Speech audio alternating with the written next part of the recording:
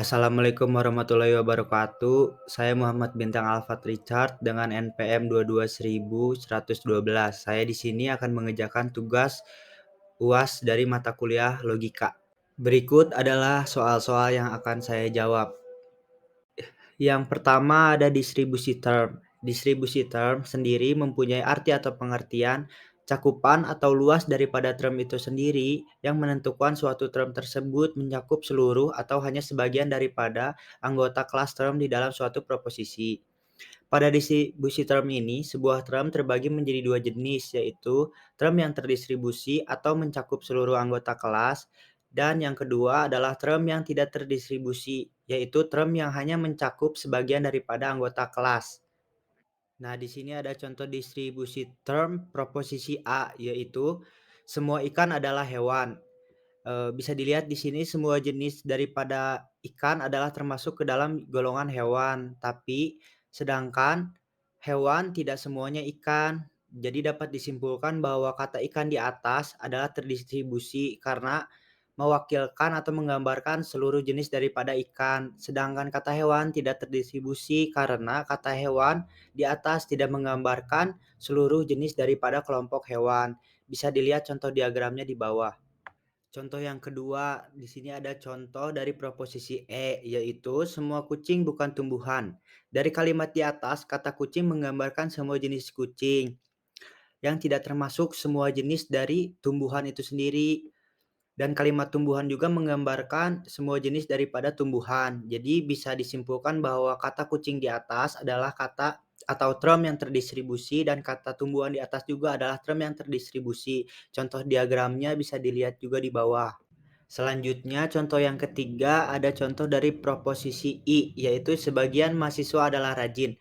Kata mahasiswa di atas hanya menggambarkan sebagian dari seluruh mahasiswa dan kata rajin sebagai predikat juga hanya mencakup sebagian dari orang-orang yang rajin. Jadi dapat dilihat atau disimpulkan kata mahasiswa sebagai subjek dan rajin sebagai predikat di atas sama-sama tidak terdistribusi karena sama-sama hanya menggambarkan sebagian dari kelompok mereka atau kelas mereka. Diagramnya juga bisa dilihat di bawah. Selanjutnya ada contoh keempat, yaitu contoh dari proposisi O. Sebagian mahasiswa bukan orang malas. Kata mahasiswa di sini bisa dilihat hanya mewakili sebagian dari seluruh mahasiswa. Sedangkan kata malas di sini mewakili seluruh orang yang malas atau seluruh mahasiswa yang malas. Jadi dapat disimpulkan di sini bahwa kata mahasiswa sebagai subjek tidak terdistribusi. Sedangkan kata pemalas sebagai predikat di sini terdistribusi. Contoh diagramnya bisa dilihat di bawah. Nah, contoh yang terakhir ada contoh dari proposisi A. Semua burung adalah bisa terbang. Kata burung di sini bisa dilihat mewakili semua jenis daripada burung yang termasuk ke dalam jenis hewan yang bisa terbang.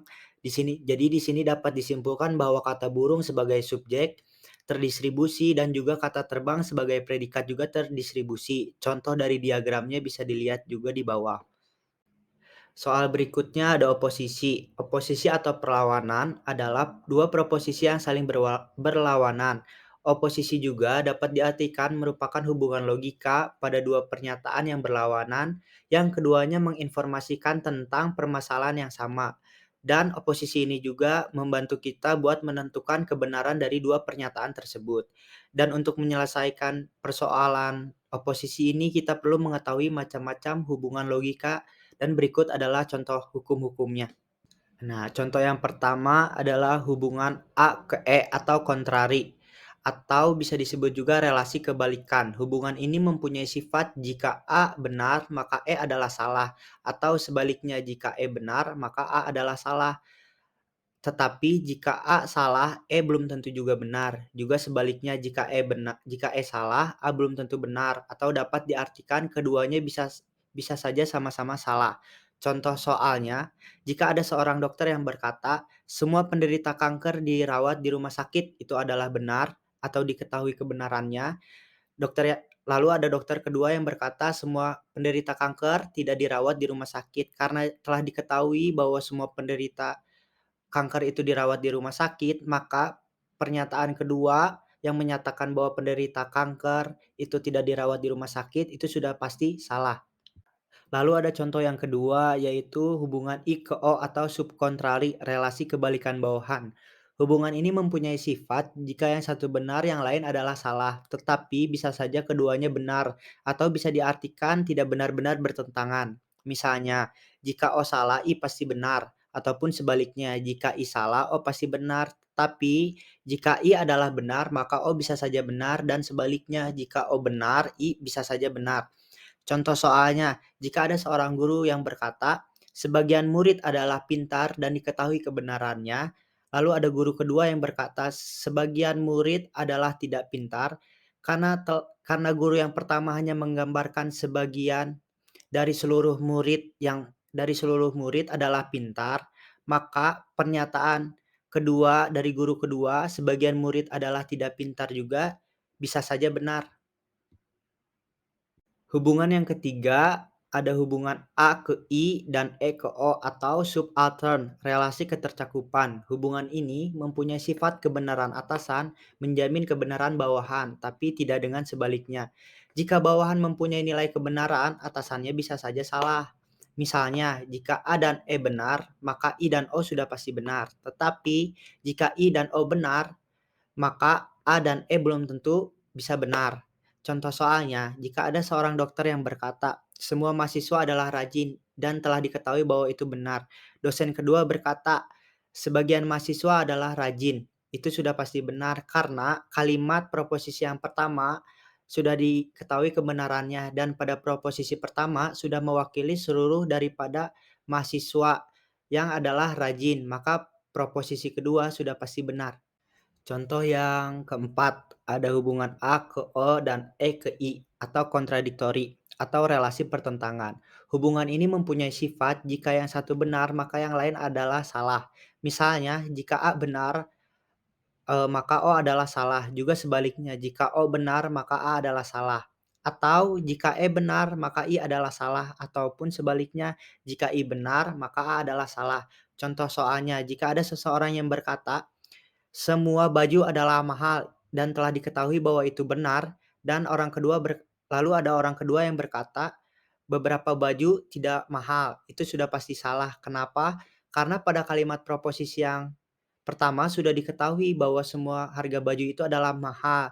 Jadi ketika ada pernyataan bahwa beberapa baju itu tidak mahal, itu sudah pasti salah. Yang kelima ada hubungan independen atau tak bertautan. Kedua pernyataan yang mempunyai hubungan independen manakala atau di saat keduanya menampilkan permasalahan yang sama sekali terpisah.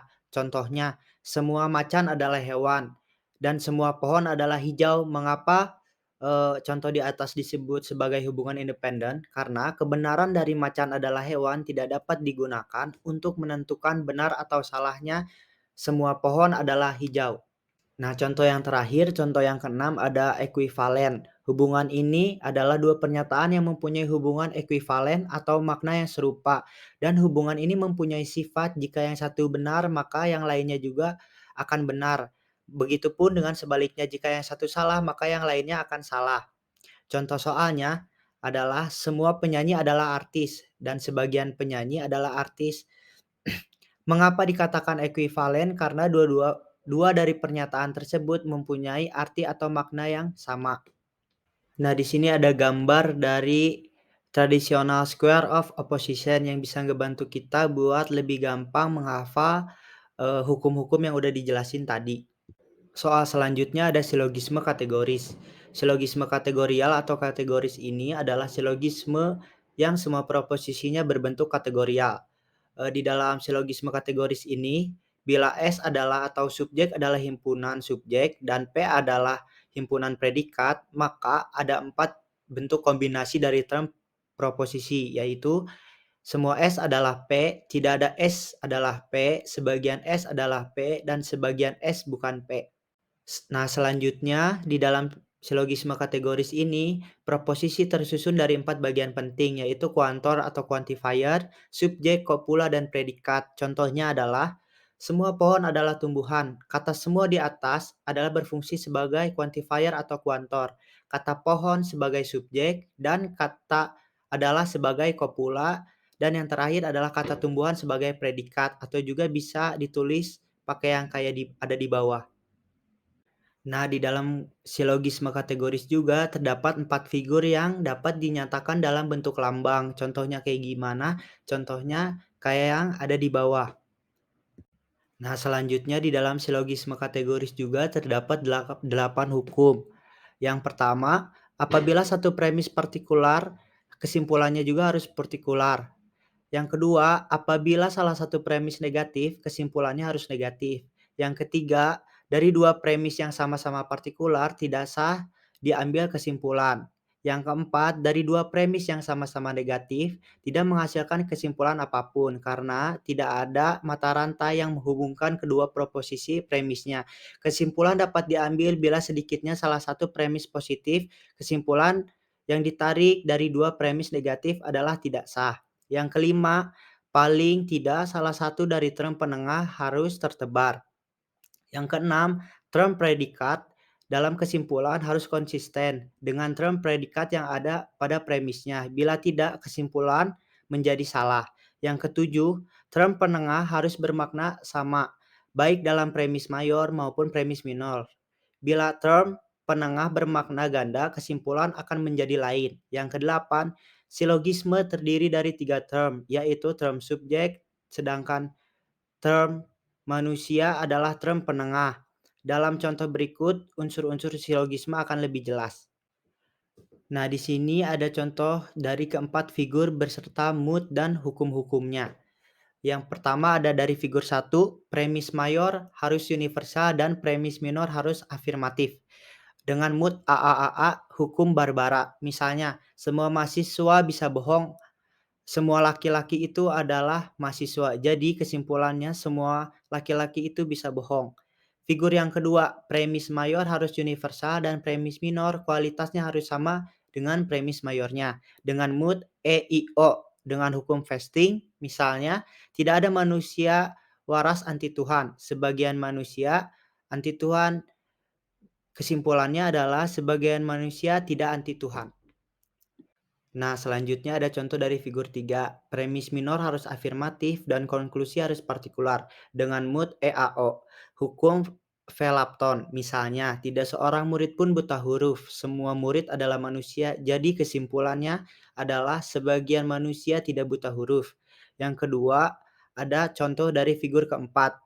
Bila premis mayor afirmatif, maka minor harus universal. Jika premis minor negatif, maka premis mayor harus universal dengan mood EAO atau Vesavo. Misalnya, tidak ada penjahat yang disenangi, semua yang disenangi adalah baik. Jadi kesimpulannya adalah sebagian yang baik adalah bukan penjahat. Nah, soal yang terakhir ada penerapan silogisme kategoris yang menggunakan peraturan perundang-undangan sebagai premis mayornya. Di sini saya mengambil pasal 565.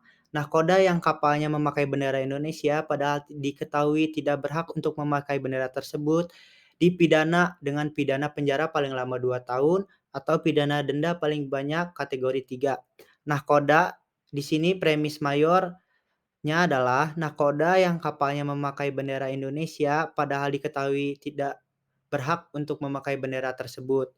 Dan premis minornya adalah dipidana dengan pidana penjara paling lama 2 tahun atau pidana denda paling banyak kategori 3. Kesimpulannya adalah semua nahkoda yang kapalnya memakai bendera Indonesia padahal tidak diketahui tidak berhak untuk memakai bendera tersebut dipidana dengan pidana paling lama 2 tahun dan denda paling banyak denda kategori 3.